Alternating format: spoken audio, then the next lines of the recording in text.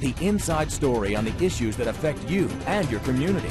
This is Local 12 Newsmakers. The fact that the National Trust put Music Hall and Union Terminal on its list of 11 endangered historic buildings adds legitimacy and credibility to the effort that the Cultural Facilities Task Force is trying to accomplish in preserving, through public-private funding, revitalization, preserving these buildings for future generations. It says these buildings are important, not just to Cincinnatians, but important on a national and international scale. We have to get this done. Advocates for revitalizing Music Hall and Union Terminal have been working for years to convince Hamilton County commissioners to allow them to seek public support. That effort ramped up in December when Bob McDonald agreed to head an effort, and in late June when the National Trust for Historic Preservation placed both buildings on its national most endangered list. Good morning and welcome to Local 12 Newsmakers. I'm Dan Hurley. Anyone who has owned a home, much less a large public building, knows that maintenance is a constant and expensive challenge, and there is nothing new about the challenges of maintaining Music Hall and Union Terminal. Music Hall, which was our convention center as well as performing arts center since 1877, was in such terrible shape in the early 20th century, the Symphony abandoned it for the new Emory Theater across Washington Park. When the Natural History Museum and the Historical Society decided that Union Terminal was the right place to relocate in the 1980s, the lower level of the building, where the exhibits are, was still on dirt floor, and to say that the fountain and roofs leaked is an understatement. But great buildings are more than brick and mortar. They help define the identity of a community, and they exercise tremendous emotional power on the collective psyche. In the late 1960s, Ralph and Patricia Corbett led a multi-year effort to repair and modernize Music Hall because, as Patricia said, they became, quote, alarmed at the thought that we could lose this place. And the real reason a bond issue passed to transform Union Terminal in May 1986 was not because the public understood what the proposed museum center would be, but because voters could not bear the idea that Union Terminal would be torn down. Music Hall is 137 this year. The Museum Center is 82. They are so Cincinnati and so old, they need a lot of work. The murals in the old Union Terminal look great, but when you go on the other side of the wall, you see the cracks, the leaks, and the damage done by time and weather. A lot of water is getting through the wall above us and here, and actually even the floor below us, where it's literally leaching through the wall. So do you fix it or tear it down? And if you fix it, how much does it cost and who pays for it? Well, that's what the Cultural Facilities Task Force has been working on since December. Today they told Hamilton County commissioners it was much cheaper to renovate than rebuild, and that the two must be renovated. Procter & Gamble Company has 750 families in this community from outside Cincinnati. We could not attract those people to this community without these buildings and without the organizations that are in them. It's really that simple.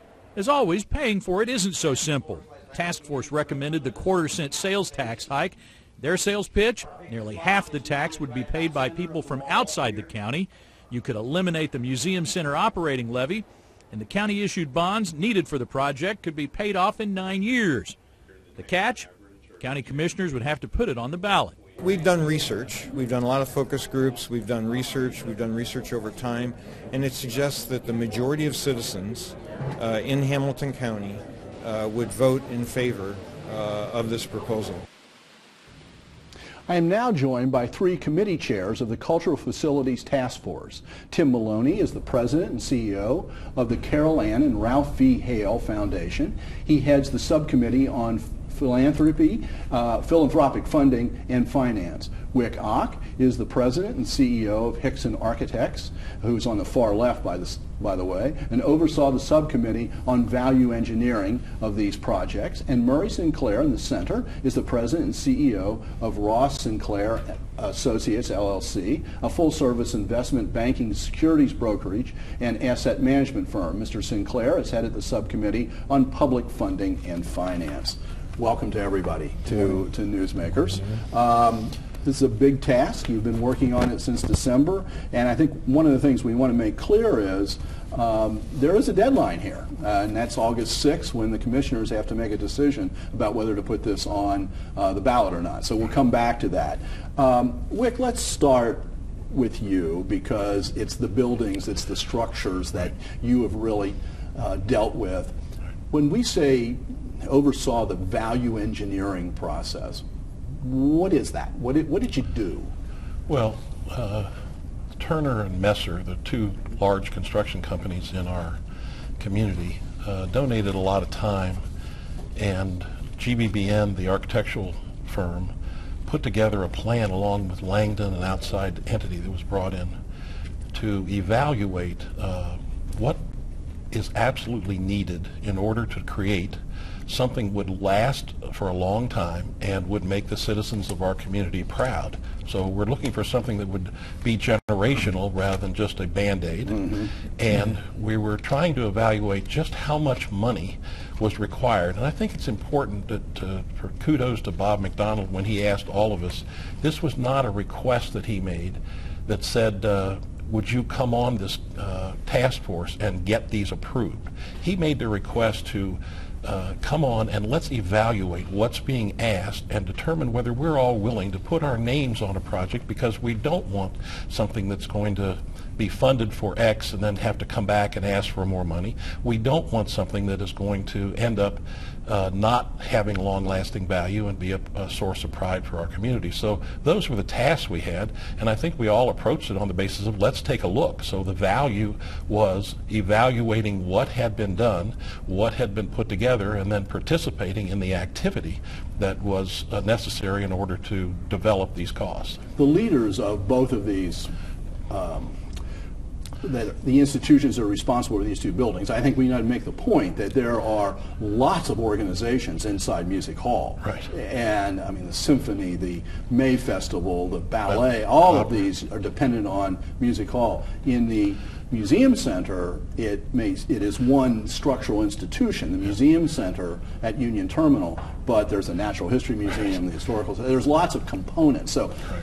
The leadership of all of those organizations have, for a number of years, been trying to say what they needed and what these buildings needed. Right. So let's take a look at your proposal, or what your value evaluation of, say, Union Terminal. We can start out with that one, because here what your committee came up with was it would cost because some people say it's not worth saving. Let's just build new efficiently. So it would cost $353 million to demolish and rebuild on the site where it is today. Correct. Cost $260 million to abandon that building and then rebuild in the central business district, which would be the logical place to go if it wasn't there, or $187 million to repair and renovate what we have now. So your argument is that the least expensive option is to deal with what we've got. Not only it's the least expensive, but it's the most practical. When we were asked during this process to not just accept the fact that relocating somewhere else was going to cost more and what have you, we looked into that in detail. And there was an intensive effort put forth, which Tim and the Hale Foundation and the Greater Cincinnati Foundation funded, by the architects and the contractors to evaluate, not just say, well, that would be an about number. So what aggravates me a little bit from the evaluations that have been going on in the last few weeks on talk radio and what have you is that we ought to take the time to really figure this out. Well, we've been doing this for 8 months, and there's been over 5,000 professional hours put in to evaluate the existing structures, and by 3CDC and all the other people involved, the existing two structures, and to determine if moving or tearing down or what have you would make more sense. And it does not make more sense. So that's just the practical side. So from your business, which is to do this sort of work, you feel like you've had enough time and enough resources to do the evaluation you really think needs to be done? And again, when Bob McDonald called me, he said, you're not going to be involved in these projects from selling your services as an architect engineer. and you've been doing this for 30 years, doing projects that were hundreds of millions of dollars around North America, so this is what I do for a living. Right. And so he said, can you come on and help evaluate this? And so I'm very comfortable that this amount of money that we're asking for is needed, and I'm very comfortable to say that the timing is now. And can I just throw in, because it would be different if we hadn't figured this out to the degree that we have and spent the time and effort. But in addition to that, waiting another year, which has been some of the concern, can we wait a year and figure out more things? That could have a material effect on the cost, up to, I think, over $100 million over a year's time. And I'll just give you a brief synopsis of what that is. The Union Terminal is deteriorating about 3% a year. Granted, it's an estimate, but it's a legitimate estimate. Construction costs are going up in general, as all inflation is. We're anticipating there's a 3% inflation for both buildings, and if interest rates go up 1% a year, and that's just, I mean, who knows, but if they go up 1%, that's a $50 million addition. So the final thing is, we have, Tim has collected about $40 million worth of private philanthropy money, and some of that's going to go away, maybe the majority of it, if we don't proceed now. So this could be a $100 million decision to wait. I'd be all for waiting if we hadn't figured out what needed to be done, and allow the people of Hamilton County to make the decision of whether they want to proceed. I want to move on to the funding question and get these two folks involved in this. And let's take a look at the budget, some of these budget numbers. We have a full screen. And can we go on to the next? There we go. This is... what is estimated that is needed total is $331,719,000 or whatever. So $332 million for all practical purposes. It's a lot of money, and that breaks down to, in terms of where that's going to come from, private donations of about $40 million. Historic tax credits of $46 million, the city donating $10 million, the state donating $10 million, and then we come to the county funds, and that's $106.25 million to non-public funds, all coming up to $225 million. So that's where we put all of these together. Now, when we look at this budget, Tim, rather than go through every line of this, let me just ask you, you're responsible for led the effort on the private fundraising, and Hale has been very out front on this and has pledged $10 million of that $40 million. Is $40 million enough from the private sector? Is that the right figure? When I hear of fundraising at Xavier University or the University of Cincinnati, I hear much larger figures. Dan, that's a good question. 40 is a lot when you compare what our philanthropic bench strength is to some of our peer cities. We don't have a lot of funding institutions that even play in the arts or cultural field. I'm confident we'll exceed the $40 million. We have, we're very close to that right now, and we have a whole other tier of donors to solicit. So you have, as I understand it, you have about 36 who have made pledges if everything else fits together. There are contingent pledges on having both of these buildings remodeled and the public funding element. And I'm also equally confident that these commitments will go away if we don't have this initiative on the ballot. And one question that when I look at those contingent pledges that you have, one group name that's missing that I would have expected there was something related to the Nipperts. And because Mrs. Nippert was a great funder of especially the musical arts and music hall and symphony and everything connected to it. To what extent is that Mrs. Nippert has died, the foundation has moved on, that we're losing a generation of those kinds of funders, and to what extent is that connected to a policy decision on the people who are responsible for that money, who are angry about the way that the Gamble House got handled? I can't speak for Green Acres or for Mrs. Nippert's administration, but they have been extraordinarily generous in this community. What they've done for the symphony. For a long time. But the segregated funds that they did for the symphony of $85 million is keeping that alive and vibrant, and it keeps them accountable too. I have great respect for them. And but did you expect something in this round from them? not in particular. They've communicated pretty clearly after Mrs. Knippert's death that their interests were elsewhere, and we respect that. Okay.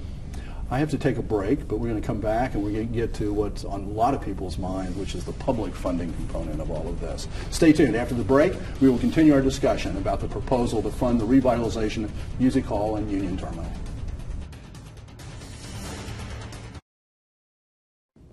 Welcome back. We continue now with a discussion from the first half of the program on the effort to revitalize Cincinnati Music Hall and Union Terminal. I am joined this morning by Tim Maloney, Murray Sinclair, and Wick Ock, all members of the Cultural Facilities Task Force, which has been working since December to define the scope and assemble the resources for these projects. Now let's go to the public funding section, which a lot of people are paying attention to. Let's take a look at sort of the total way this is put together, the public funding option, which is you have come to the decision that the best proposal is a 1/4 cent sales tax. What led you to that? And we can bring up the full screen that shows the options, and the one in the middle is the one that's highlighted, is the one that you chose. Why not a property tax? Why not a larger sales tax? Well, Dan, we looked at many options, and we honed it down to the property tax and sales tax. We also looked at a number of other options that were not viable enough to really dig into in great detail. And but we looked at the property tax, and we ran the numbers. That's what my firm does, and I assembled an internal team at Ross Sinclair to do a lot of financial modeling, and we have a stack of financial models, probably hundreds of pages, and looking at all the different variables. And so we looked at property tax as something obviously well known as a vehicle that's been used before, and as the screen indicated, you've got some large numbers there, and the property tax extends for about 30 years typically, which is it's a long period of time, and may outlive all of us. And then we went to sales tax, and we looked at 1/4 cent sales tax and a 1/2 cent sales tax. And the numbers speak for themselves. I think we landed on the 1/4 cent sales tax primarily because it leaves a little cushion for the county, and the county will still have some firepower left, and to be able to do additional things in the future if need be. And it also optimizes the ability to pay off the what would be a bond issue that would front load the deal in the shortest period of time. 9 years. So the bond issue itself would be issued for 14 years, and then with the sales tax receipts modeled at a 0% growth, which is very different than the past, and very different than the stadium. The stadium. I think that's the key. It's not just the past. Yeah, the stadium has come up constantly, and this is a very different situation than the stadium. The stadium. So you're projecting no growth on the amount of sales tax, or there's no 3% assumption of growth in sales tax receipts. Two very important differentials there. One, we modeled it at 0% economic growth, even though over the last 15 years we've had close to 1.5% growth, even given the 2 recessions we've had in the last 15 years. The other major distinction is the 3% that was modeled on the stadium tax was also done on a escalating basis. So every year you'd be going up 3%. And the cost to underwrite that debt would go up every year. We modeled again at 0%, but also on a level basis. So every year the payment is the same, and so called level debt. We also modeled it at a 1.5%, 1.5 times debt service coverage. So for every $35 million that comes in for a 1/4 cent, we're only using approximately $23 million of it. Okay, and so we have an incredible cushion, very much unlike the stadium issue. Now the thing about a sales tax versus a property tax is only paid by the people who live in the jurisdiction. Right.